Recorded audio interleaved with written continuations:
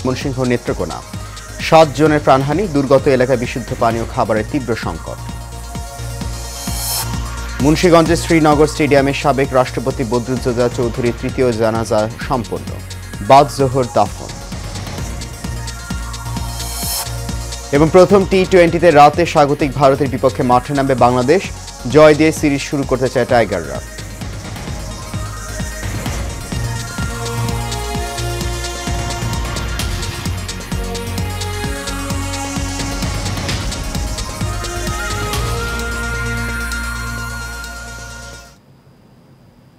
সবাইকে স্বাগত জানাচ্ছি এশিয়ান নিউজে। আপনাদের সাথে আছি আমি সৈয়দ মাহিউজ্জামান মুখর। শুনছেন বিআরবি কেবল ইন্ডাস্ট্রিজ লিমিটেড সংবাদ শিরোনাম। যাচ্ছি পুরো খবরে। উজান থেকে নেমে আসা পাহাড়ি ঢল ও টানা বৃষ্টিতে শেরপুরে ভয়াবহ বন্যার সৃষ্টি হয়েছে, যার ফলে জেলার শ্রীবরদী, ঝিনাইগাতি ও নালিতাবাড়ী উপজেলার কয়েক লাখ মানুষ পানিবন্দী অবস্থায় রয়েছেন। শুক্রবার থেকে শনিবার রাত পর্যন্ত বন্যার পানিতে ডুবে নারী, বৃদ্ধ ও কিশোর সহ মোট 7 জনের মৃত্যুর খবর পাওয়া গেছে। বিস্তারিত দেখুন আরভি ইসলাম হিমুর রিপোর্টে। টানা ভারী বৃষ্টি ও উজান থেকে নেমে আসা পাহাড়ি ঢলে শেরপুরে ভয়াবহ বন্যা পরিস্থিতির সৃষ্টি হয়েছে। এতে উপজেলার শ্রীবরদী, ঝিনাইগাতি ও নালিতাবাড়ী উপজেলার 7টি ইউনিয়নের লাখো মানুষ পানিবন্দী হয়ে পড়েছে। অন্যদিকে নেত্রকোনায় পাহাড়ি ঢলে জেলার প্রধান নদ নদীর পানি বৃদ্ধি অব্যাহত রয়েছে। বন্যার পানি বেড়ে ভেসে গেছে শত শত পুকুরের মাছ, কাঁচা ঘরবাড়ি, গাছগাছালি, গবাদি পশু, বিধ্বস্ত হয়েছে কয়েকটি মহাসড়ক সহ অসংখ্য গ্রামীণ কাঁচা পাকা সড়ক। সংকট তৈরি হয়েছে খাদ্য ও বিশুদ্ধ পানির। প্রায় 50,000-এর মতো আপনার জনবসতি আপনার এইভাবে আক্রান্ত হয়েছে। আর ফসলি জমি জমা যেগুলো আছে সেগুলো অলরেডি পানির নিচে আছে। এখন সতর্কতামূলক ব্যবস্থা নেওয়ার পরেও পানির প্রবাহ ঠেকানো যায়নি। আমাদের গোডাউনগুলোতে পানি প্রবেশ করেছে এবং আমি যেটা অবজার্ভ করলাম যে গোডাউনের ভেতরে এমন গোডাউন আছে যে 4 লেয়ার পর্যন্ত বস্তা, খাদ্যশস্যের বস্তা ভিজে গিয়েছে।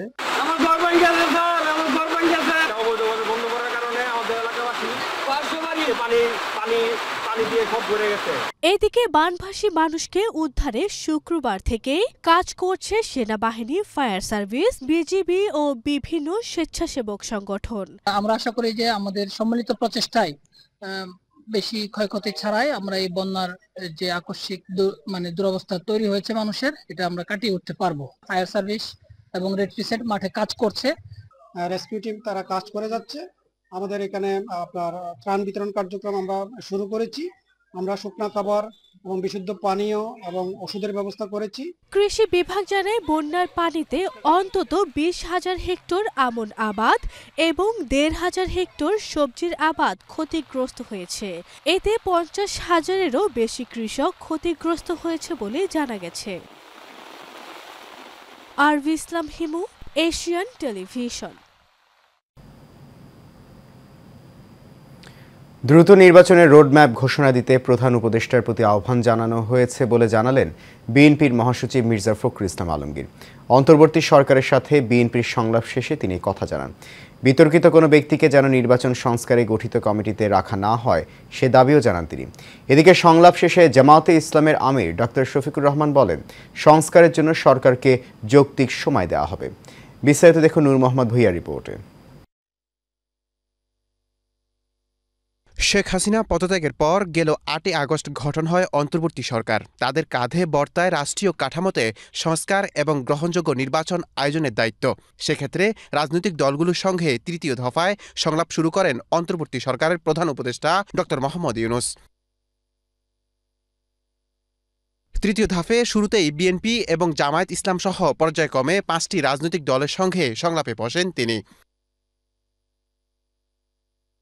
বৈঠক শেষে মহাসচিব মির্জা ফখরুল ইসলাম আলমগীর সংলাপে বিএনপির পক্ষে থেকে প্রস্তাবনাগুলো তুলে ধরেন। আলোচনাতে প্রধান যে বিষয়গুলো আমরা আলোচনা করেছি, প্রধান হচ্ছে আমরা নির্বাচন সম্পর্কিত বিষয় আলোচনা করেছি এবং নির্বাচনের সংস্কার, কমিশন এবং নির্বাচন ব্যবস্থার সংস্কার সব কিছুই আমরা আপনার তুলে ধরেছি এবং আমাদের যে মতামত সেটা আমরা দিয়েছি। বিতর্কিত কোনো ব্যক্তিকে নির্বাচন সংস্কার কমিশনে না রাখার দাবি জানিয়ে বিএনপির মহাসচিব দ্রুত নির্বাচনের রোডম্যাপ ঘোষণা দিতে প্রধান উপদেষ্টার প্রতি আহ্বান জানান। বিতর্কিত কোনো ব্যক্তি যেন কখনো এই নির্বাচন সংস্কার কমিটিতে না যায় সেই কথা আমরা বলেছি। আমরা বলেছি যে ফ্যাসিস্ট সরকারের সময় প্রধানমন্ত্রী সরকারের ভুয়া ভোটের মাধ্যমে করত সকল ইউনিয়ন পরিষদ বাতিল করতে বলেছে এবং 14, 18, 24 সালে যে সকল নির্বাচন কমিশন ছিল প্রধান নির্বাচন কমিশনার এবং কমিশনার সহ তাদেরকে ভুয়া নির্বাচন বা নির্বাচন একটা পক্ষপাতদুষ্ট নির্বাচন করার অভিযোগে তাদেরকে আইনের আওতায় আনার কথা বলেছে। এদিকে সংলাপে জাতির সামনে গ্রহণযোগ্য ও নিরপেক্ষ নির্বাচনের দাবি জানান জামায়াতে ইসলামের আমির ডক্টর শফিকুর রহমান। এই সরকার একটা নির্দলীয় অন্তর্বর্তীকালীন সরকার, তারা দেশ শাসনের জন্য আসেননি, দেশ শাসনের সুস্থ পথ বিনির্মাণের জন্য তারা এসেছে। তাদের কাজ হচ্ছে জাতির সামনে যা জাতি বঞ্চিত ছিল পরপর 3টা নির্বাচনে জাতির সামনে একটা গ্রহণযোগ্য সুষ্ঠু এবং শান্তিপূর্ণ নির্বাচন উপহার দেওয়ার পরিবেশ তৈরি করা। দেশবাসীকে সাথে নিয়ে কাজ করে যেতে চায় জামায়াতে ইসলাম বলেও জানান তিনি। আমাদের উপর যেমন জুলুম করা হয়েছে তাদের কারো উপর জুলুম করা হোক সেটাও আমরা চাই না। আমরা চাই যে ন্যায় বিচারের মাধ্যমে সবাই যেন তার অপরাধের সঠিক পাওনাটা বুঝে পায়। নূর মোহাম্মদ ভূঁইয়া, এশিয়ান টেলিভিশন, ঢাকা। মুন্সিগঞ্জে সাবেক রাষ্ট্রপতি ডক্টর AQM বদরুদ্দোজা চৌধুরীর তৃতীয় নামাজের জানাজা অনুষ্ঠিত হয়েছে। সকাল 10টার দিকে শ্রীনগর উপজেলা স্টেডিয়ামে এই জানাজার নামাজ অনুষ্ঠিত হয়।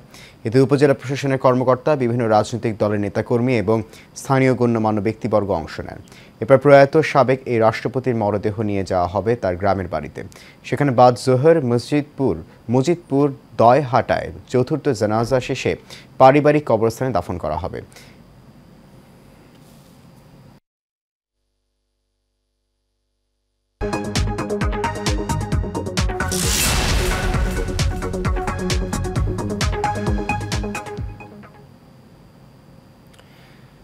আধুনিকতার সমন্বয়ে একের পর এক নান্দনিক ও পরিবেশ বান্ধব প্রকল্প বাস্তবায়ন করে দেশের আবাসন শিল্পে বড় অবদান রেখে চলেছে রূপায়ণ হাউজিং স্টেট লিমিটেড।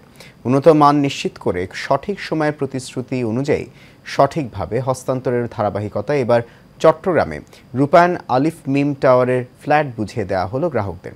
রুবেল উদ্দিনের ক্যামেরায় সরার আমিন বাবুর রিপোর্ট, জানাচ্ছেন শেখ ফাহিম। এ যেন সুন্দর ও নিরাপদ বাসস্থানের স্বপ্ন বাস্তবে ধরা দিল চট্টগ্রামে দৃষ্টিনন্দন রূপায়ণ আলিফ মিম টাওয়ারের ফ্ল্যাট বুঝে পেয়ে সেই অনুভূতি জানালেন গ্রাহকরা। আমরা এই কোম্পানি থেকে ফ্ল্যাট কিনে অনেক আনন্দিত বোধ করছি। আশা করি ইনশাল্লাহ রূপায়ণ সামনের দিকে আরও ভালো কিছু করবে।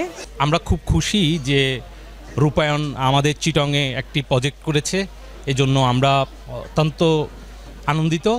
আমরা আশা করব রূপায়ণ গ্রুপ আরও আমাদের চিটাংয়ে আরও ভালো ভালো প্রজেক্ট নিয়ে আসবে।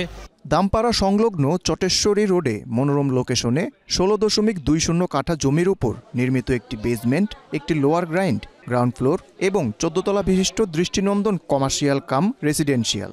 এই ভবনে রয়েছে 3টি অত্যাধুনিক লিফট, সাব স্টেশন, জেনারেটর, 2টি কমিউনিটি স্পেস, অগ্নি নিরাপত্তার জন্য ফায়ার হাইড্রান্ট, সবুজ বিদ্যুতায়ন এবং বিদ্যুৎ সাশ্রয়ের জন্য রয়েছে সোলার প্যানেল। সর্বোচ্চ নিরাপত্তার কথা বিবেচনায় ভবনে রাখা হয়েছে close circuit camera, drivers waiting room, common washroom, সৌন্দর্য বর্ধনের জন্য কমপ্লেক্সের গ্রাউন্ড ফ্লোর এবং ফ্রন্ট সাইডে রয়েছে দৃষ্টিনন্দন ল্যান্ডস্কেপিং সহ আরও অনেক আধুনিক সুযোগ সুবিধা। সব জায়গায় রূপায়ণের একটি নাম, যে রূপায়ণ আসলে তার সুনাম অক্ষুণ্ণ রাখে এবং সঠিক সময়ে সঠিকভাবে সুন্দর প্রজেক্ট হ্যান্ডওভার করে। এটাই রূপায়ণের বিপরীত একটি নাম। রূপায়ণ মানেই প্রতিশ্রুতিবদ্ধ একটি কোম্পানি। সমস্ত ল্যান্ড ওনারদের আপনাদের অনুরোধ থাকবে, আপনারা আসুন, আপনাদের জমি আমাদের কাছে হস্তান্তর করুন, আমরা সুন্দর মতো আপনাদেরকে তার প্রতিশ্রুতি দিয়ে হ্যান্ডওভার করব। নগরীর একটি অভিজাত রেস্টুরেন্টে এই প্রজেক্ট হস্তান্তর অনুষ্ঠানে উপস্থিত ছিলেন রূপায়ণ হাউজিং এস্টেট লিমিটেডের head of customer service Mir Majedul Islam, head of land Mostafizur Rahman Rajan, head of registration Piyar Hossain, deputy manager HM Giasuddin সহ অন্যান্য বিভাগের কর্মকর্তাগণ। Sheikh Fahim, Asian television. শেষ করবো এশিয়ান নিউজ। তার আগে বিআরবি কেবল ইন্ডাস্ট্রিজ লিমিটেড সংবাদ শিরোনামগুলো জানিয়ে দিচ্ছে আরও একবার।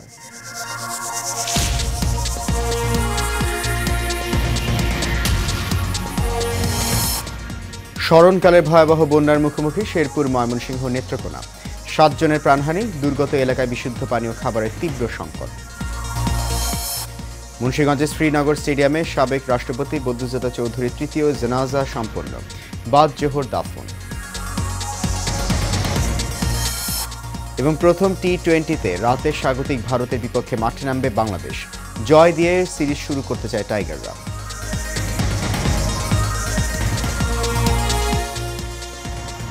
এশিয়া নিউজ এ পর্যন্তই। আমাদের পরবর্তী সংবাদ দেখার আমন্ত্রণ রইল। এতক্ষণ সঙ্গে থাকার জন্য অনেক ধন্যবাদ।